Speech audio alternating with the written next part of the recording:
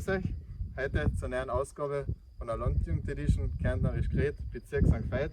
Heute haben wir die Leonie Nuert von der Landjugend Brücke bei uns und sie wird uns das Wort Dschinkat erklären.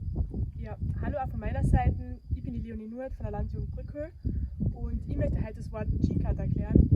Wir sagen wir eben zu Leuten, die nicht gut benannt sind oder eben krank, na, heute ist der Wort Dschinkat benannt.